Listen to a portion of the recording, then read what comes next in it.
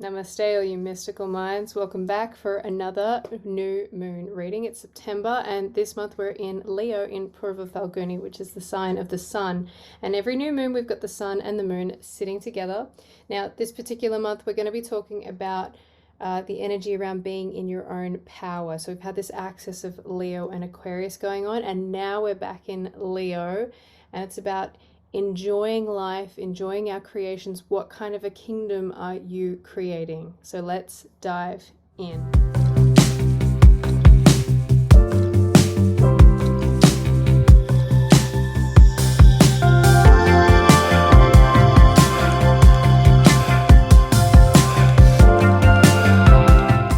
Welcome everyone. My name is Chelsea Songkar. I'm a Vedic astrologer, and I am here to take you through this month's new moon reading. Here, September's new moon on September the 7th is at 10:51 a.m. here in Canberra is Australian Eastern Standard Time.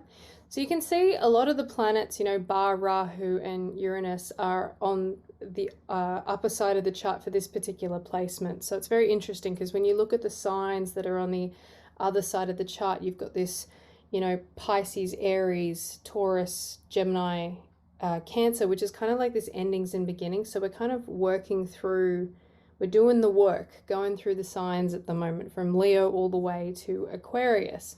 Of course, not leaving out Rahu and Uranus, but I just thought that was very interesting seeing the placements going on. So just before we get started, we're going to do a Surya Chant for this month's sign for the sun. Om Jaba Kusuma Sankasam Kasyapayam Mahatutyam Tamorim Sarvapapaganam Pranatosmi Divakaram Om Hrim Hrim Suryaya Namaha. Om, crimson red like a hibiscus flower, the great light shines onto the earth, removing all the darkness and eradicating sin. We bow down with devotion to that shining light. Om, we bow down to the sun, light of wisdom, dispeller of ignorance. Woo! All right, so here we go. So, like I was just saying, overall, wherever your truth lies, just remember that you are in an undying soul and that earth is just a playground. I think that's a really important message for this month because you'll see a lot of these themes this month we've got Venus in its own sign, we've got Mercury in its own sign, we've got Sun in its own sign, and we've got Saturn in its own sign. So there's a lot of strength going on around the planet. This Venus in Libra gives us a lot of harmony, even though we've got this combustion of Mars going on at the moment, and Jupiter about to go retrograde back into Capricorn. So what I want to talk about with this new moon in Purva Phalguni, it's quite a benefic sign. It's where Lord Shiva started his marriage procession to Parvati. It's very benefic. And as you can imagine, if you're looking out in the world or you're hearing about things from people around you, you can really feel this split right now. And this particular new moon, I feel, signifies a lot of this creative energy because we're in the house of the king, the king or the queen, whichever you identify with. This regalness of what kind of a kingdom are you creating, because Purva Phalguni is quite an abundant manifesting desire like sign where you imagine the king or the queen with the grapes being fed to them. It's a time to rest, and when I go into the symbolism for this it'll make a lot of sense. But are you creating heaven on earth or hell? Because that's all it really is that if you look at where your attention goes, energy flows. And right now, if you're too busy allowing yourself to let your vibration get sucked away into other things and down rabbit holes that are going on, you're going to start manifesting things like that into your world, as opposed to using the energy of this particular new moon to create that which you really, really want. So I just think that's really important to remember at this time. So if you want health, are you looking outside yourself and trying to control that which is not in your control right now? Or can you go into your own self and boost your own immune system? Now, some of this might sound controversial, but I just want you to take it with a grain of salt and be open-minded. Do you want love at this time? And instead of criticizing your spouse or the world for not bringing you what you want, can you look within yourself and embody those qualities that you really want to be attracting in your other half or another person? If you're looking for abundance, maybe you're tuning into fear themes around the world right now, instead of, looking at yourself and attuning to the frequency of abundance and fullness, and all your desires being met. And I talk about quantum physics so much, but this month it's really relevant because we're in quite a creative, the fifth sign, Leo, signifies the fifth house traditionally, which is all about creation. Here on this particular chart, it's in the 10th house, but I'll just talk about the signs in general because everywhere in the world it'll be in different placements. But I will go through in a second video for each of the ascendant signs and the moon signs, so that you can see what's going on for you this month if you want to go into more detailed focus for yourself. So here we can see a lot of this stuff about, and peace and harmony, obviously, that if you want more peace and harmony in your life, embody it and switch off the news, and think about who you're surrounding yourself with. You'll see a lot of things breaking down at this particular time with these movements going on. So government structures are breaking down as Mars goes combust. As it moves into Virgo, we will take a look at communication. So we can have harsh speech at this time. Just be mindful of that. Health and healing will be a big focus with Mercury in Virgo, and as it goes retrograde, it's almost like you do a double take and go, actually, I'm going to go back and take a better look at that. So we might have new discoveries around health coming through potentially as well. Venus in Libra is all about diplomacy. It's really helpful for relationships, obviously, because it's in its own sign. Sun in Leo, the king is in the house, the queen is in the house. We've got this energy going on, and Saturn's still in its own house, working hard on the details within governments and our work and career life. So here we want to be fair-minded. We've got a lot of support around the chart in general, but when we're looking at Purva Phalguni specifically, where this new moon is, the constellations we've got, it's the rear end of the back end of Leonis and Zosma.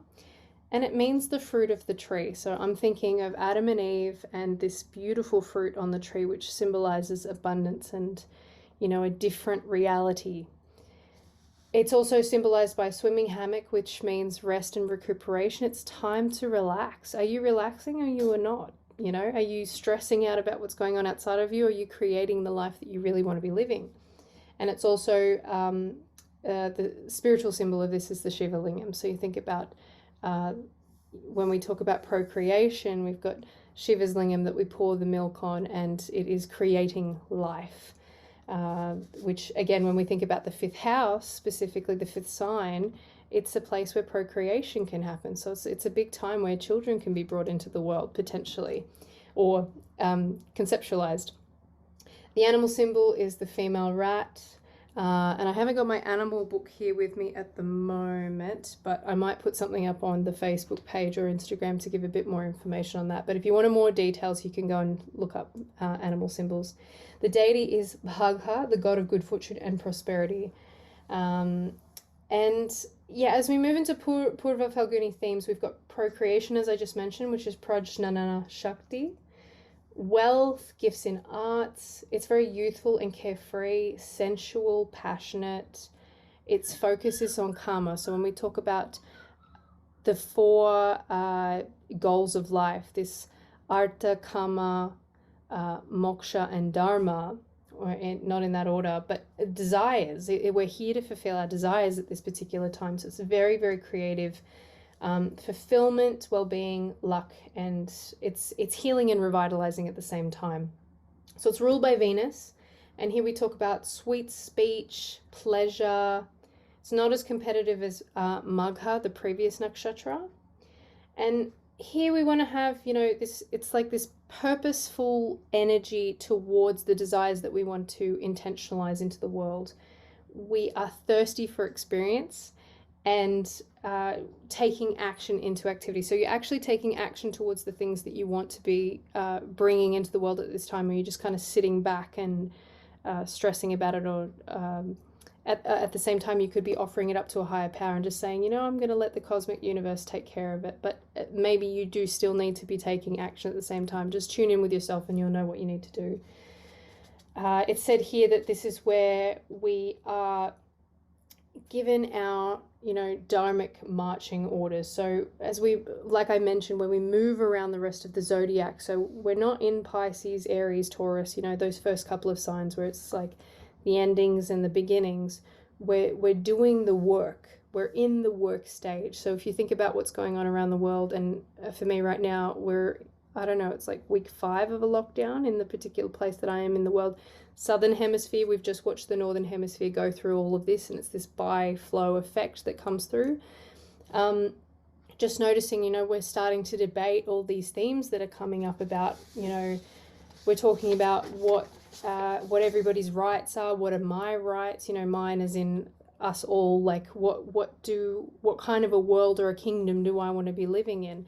And each month when I talk about this 5D, quantum leap, that as you focus on that which you really want to be creating in the world, where your attention goes, your energy flows, and you can create that. So if anybody's curious about this, you can private message me or ask some more questions in detail about it, because I've met plenty of mystical, magical, amazing souls that can create the reality that you want specifically.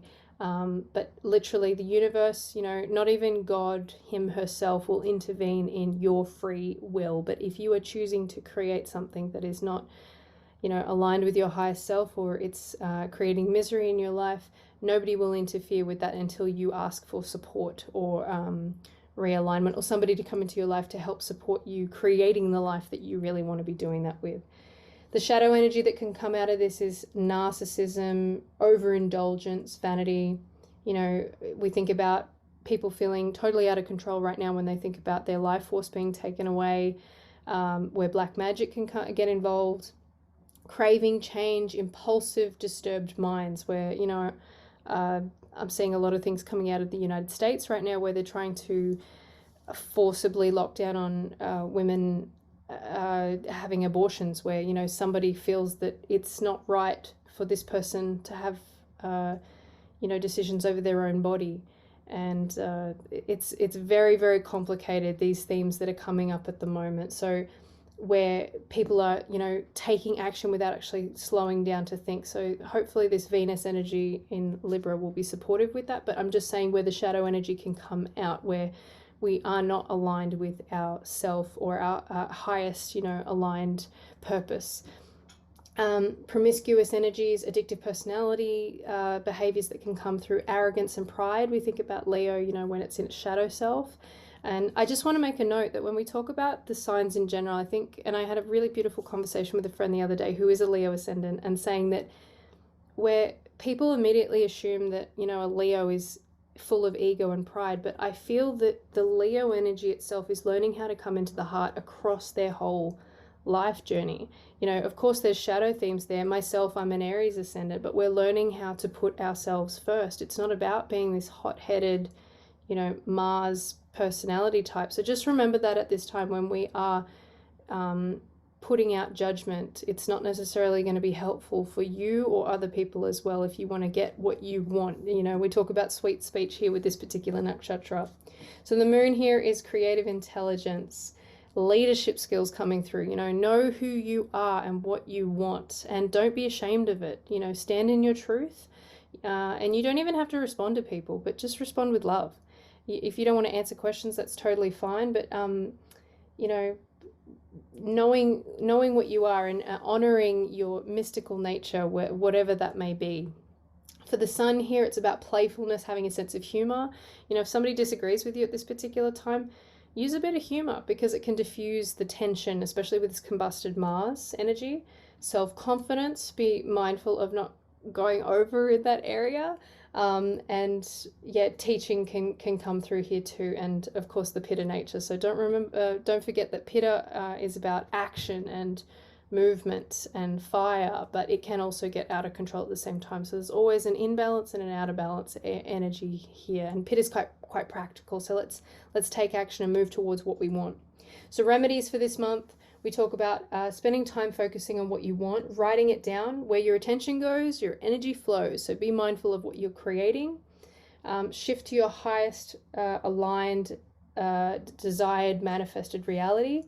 I'm not saying controlling others, but be mindful of what you really want to be creating. So if it's a peaceful, you know, healthy world, focus on that as opposed to, I want everybody to be vaccinated to make me feel safe. For example, you know, I'm using that as a very extreme example, but I'm just saying be mindful of what you're creating, because there's so many different realities that are on top of each other that are constantly playing out at the same time.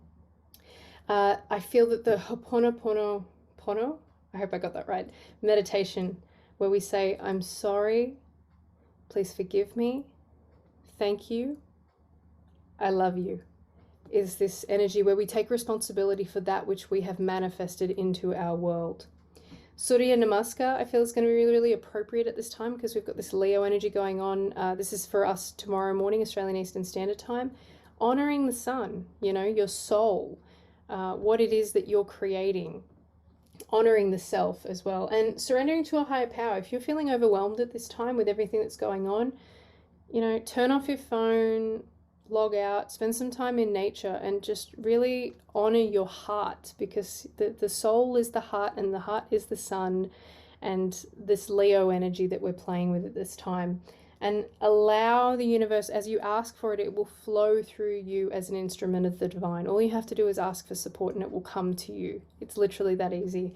But not if you're focusing on it too much and going, where are you? You know, you just got to let go.